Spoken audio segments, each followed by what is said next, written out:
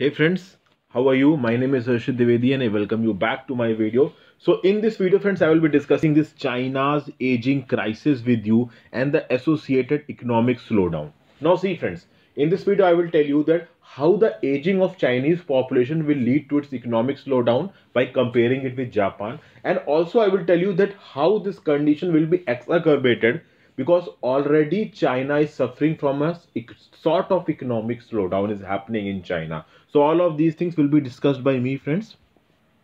Now see, the aging problem of China is not a new issue. Okay, this has been highlighted by many scholars, many Chinese scholars, many international scholars for some years now. But the point is that this thing has recently come in news because in the new year, a news came that for the first time, Chinese population shrank last year, that is in 2018, in last 70 years. No, shrank here, this shrank doesn't mean that the population of China has decreased. It has not decreased. The rate of increase has decreased. What has happened friends, that it was predicted that in 2018 there will be 7,90,000 more births than 2017. This was expected, but actually what happened, that the number of births were 25 lakh or 2.5 million less than the number of births in 2017. So this has been a drastic reduce. So the population has not decreased, but the rate of increase of population has reduced drastically because the number of births, they were expected to increase by around 7,90,000, but actually they fall by 25 lakh over the previous year. Now see, when we talk about population control measure in China, actually the population control measures in China were started getting implemented in 1973. Then in 1979 came the notorious one child policy, and this one child policy changed everything in China friends. It actually changed the whole moral fabric of China. It changed everything friends, the mental attitude, the social attitude, the attitude of the people towards family values, everything was completely overturned by this one China policy. So what happened, that the Chinese government in 1979 said that the couples will have only one child. Now if any couple is having more than one child, then fines will be imposed on it. But actually, the implementation of this one child policy was very brutal. People were subjected to forced abortions and sterilization. Men has to suffer through sterilization. This vasectomy and tubectomy became very common at that point of time. So birth rates started plummeting, and the fertility rate of China reduced drastically. And you can see that fertility rate of China was 4.54 in 1973. In 1989 it came back to 2.29. In 2000 it came back to 1.22, and in 2015 it came back to 1.05 friends. At that point of time it was the lowest in the world. Lowest. China is the most populous country and it was having the lowest fertility rate in the world. Then in 2016 two child policy came, and obviously it stabilized a bit, and the fertility rate of China in 2016 was 1.62. For US it was 1.8. For India it was 2.33. The stability fertility rate is set to be 2.1, because if you have to do population stabilization, then the ideal fertility rate is set to be 2.1. But in China in 2015 it was very low friends, 1.05. It's too low. So that was a problem. That is why the policy was amended friends. And you know this aging China society, so the Chinese society was getting aged, and this thing now came to the notice of the government. So government said that now we are allowing couples to have two children. Now family planning is something friends which comes from inside. Now government in 1979 said that you can have one child. Immediately the government in 2016 is saying that you can have two child. So obviously that mindset of people takes time to change. Okay, we'll talk about it friends.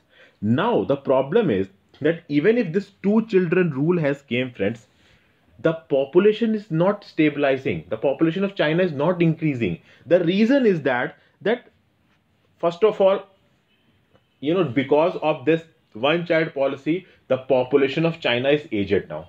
So the amount of women who can have child, that is childbearing age women, are now less. So if childbearing age women are less, so obviously birth will be less. Also friends, the people has become more educated, they have become more career conscious, and the cost of education, health and maintenance, these have also increased in China. So obviously people are not willing to have one more child.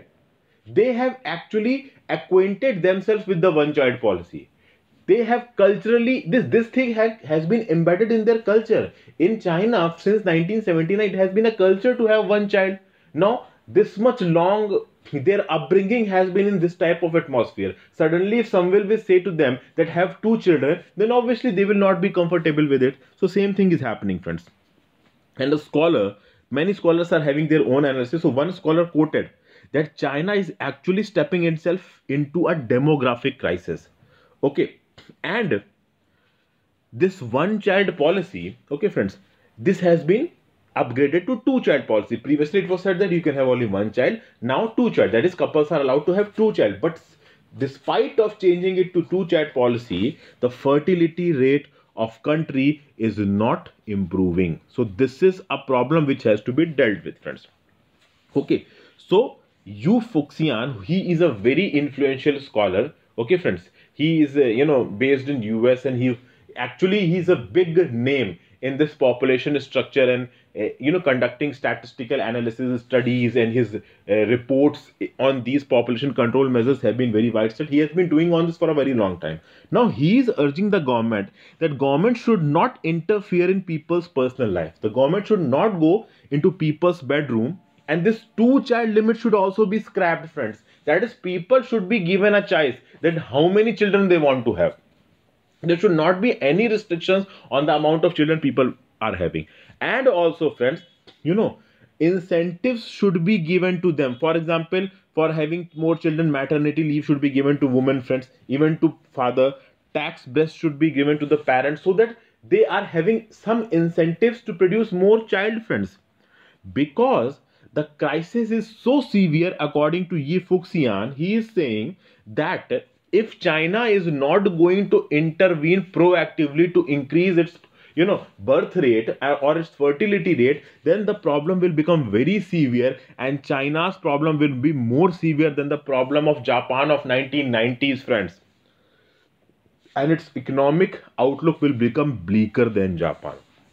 Now what happened with Japan and what is happening in China, I'm going to compare in some next slide, so kindly keep patience friends. Okay, also friends, if the elderly population in China will increase, then obviously the proportion of young population will decrease. So the people who are actually working, which is known as labor force of China, will decrease. So if labor force of China will decrease, obviously elderly population is increasing, so their pension, healthcare system cost will increase.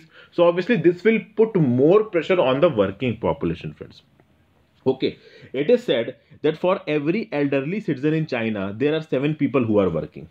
And it is said that by 2030, for every elderly people, there will be 4 people working. So obviously this is going to reduce drastically. So something needs to be done. Okay, now the point is that how this process of aging is going to hurt China economically. And the process would be same as what happened in Japan in 1990s friends. Okay, so a comparison has been made to Japan because this comparison has been given by Yi also. Okay, now Japan has been hit hard due to its demographic disadvantage friends. Okay, and it is being said by scholars that the effect on China can be more severe than that of Japan. Okay, so what can happen, I'm going to tell you friends. What happened that this economic crisis of Japan started in 1990. Okay, and whatever was happening in Japan at that point of time, it was said that it was because of its demographic disadvantage. The economic crisis of Japan was because of its demographic disadvantage, and it is being said that the start of this economic slowdown of China is also because of its aging. A very big major reason is aging. Okay friends, now see what happened in Japan, that obviously the population of Japan was aging, younger people were very less. So because of the shortage of younger people, there was a shortage in the labor force, there was shortage in manufacturing friends. Okay, also the people who were employed in industry, they reduced from 22.9 million in 1992 to 17 million in 2017, friends. See, from 1992 to 2017, around 25 years has passed and the amount of people employed in nursery has decreased. Okay, now this should not decrease, this should increase. So this is a completely reverse phenomena which should not happen. Also, friends, when the workforce is aging, obviously it will become unproductive, and it will become unproductive, then production and innovation are bound to decrease, because innovation and production, this laborious work is done by young population in the working age from 15 to 64 or 15 to 60. Now, obviously, if there are less people in 15 to 60, production and innovation are bound to decrease. Okay, and this showed on Japan's performance. What happened, friends? That the manufacturing exports of Japan, they were 12.5% of the global trade in 1993. In 2017, it became only 5.2% of the global trade, friends. These Fortune Global 500 companies, Japan had 149 companies in it in 1994, and 2018 it is only having 52 countries. So all the effects are very visible here, friends. Also, it is being said that the more the saving rate of an economy, the more boosting, the more buoyant the economy would be. What happened, friends? That the Japanese savings rate also fell. It fell from 35.7% to 24.5% from 1991 to 2016. Now, what is happening, friends? Because when the elderly population is increasing, so with the increase in elderly population, obviously this elderly population has retired, it is not earning anything, but it is spending its saving.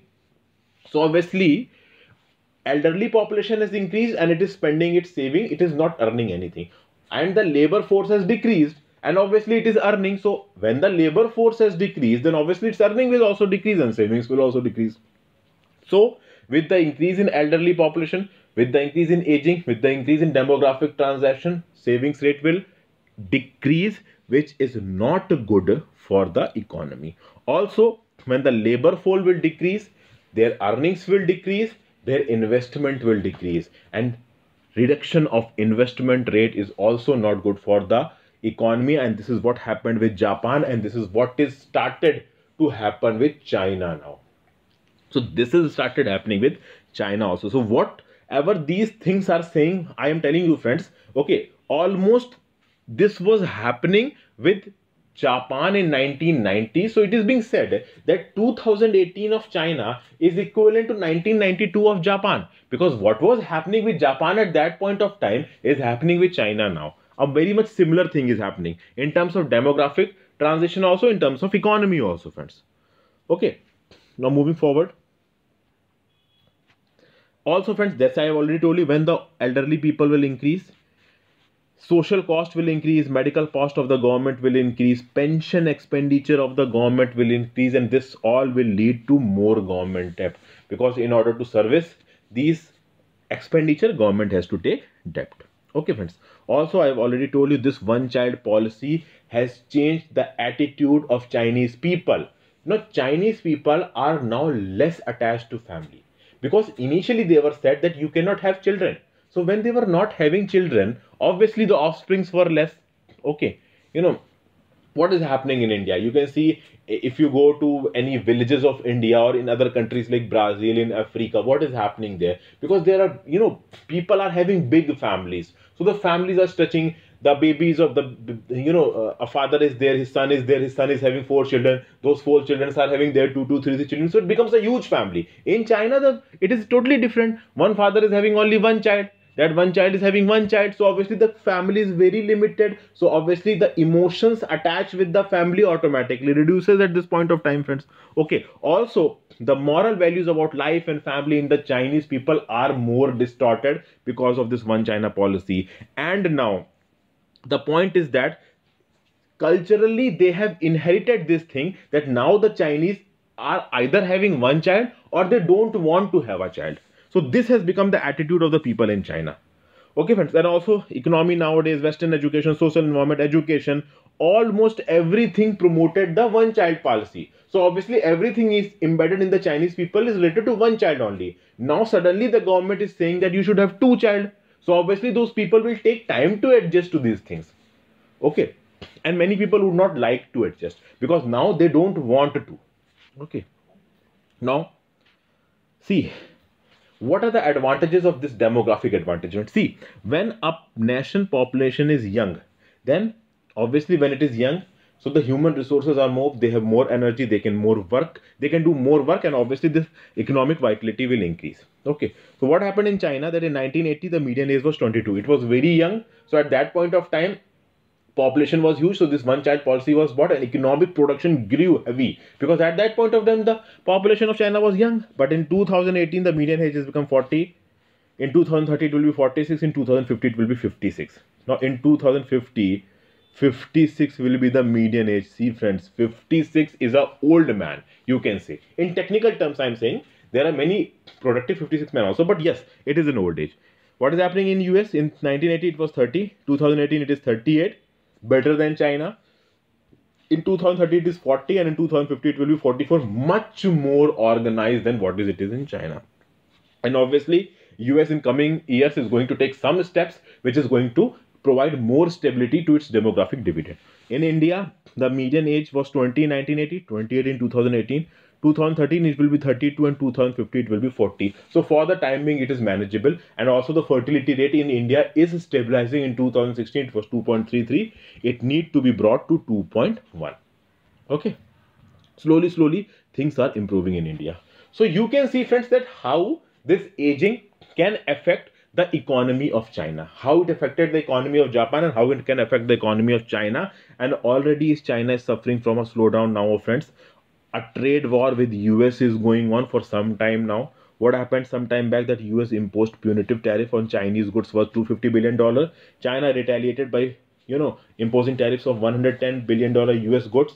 And obviously, because of the constrained Chinese economy, what happened in October, and 2-3 times it happened in the year, friends, that in October what happened, 100 basis points reserve requirement ratio RRR was reduced. Okay, so this is basically the cash reserve ratio, you can say. In India it is the cash reserve ratio, the amount of money that should be kept with the bank. So this is reserve requirement ratio. So it was reduced by 100 basis point, which means 1%. 100 basis point means 1%. So when it was reduced with by 1%, then banks have to kept 1% less. So obviously if they have to keep 1% less, they are going to release that into the markets, which led to the injection of 750 billion yuan, that is $109.2 billion in the banking system. That is huge amount of money, and this all was done to provide stimulus to the Chinese economy, which was slowing down. So all of these things are doing. So already China is going through a sort of slowdown, it is being said by many political pundits, and this thing is going to be more problematic in future because of this aging problem. And similar, these things like that are not present in India. So it is being said that in coming times India is going to grow much greater than China. This is one point of view which is given by many scholars. What will exactly happen, only time can tell. So all the complete aging crisis of China has been explained by me, friends. If you want to clarify some of your doubts, you can ask me through the comment section below. If you like this video, subscribe to my channel and like this video, friends. And I hope this video was liked by you. Thank you for watching this video, friends. Have a great day. Goodbye and take care.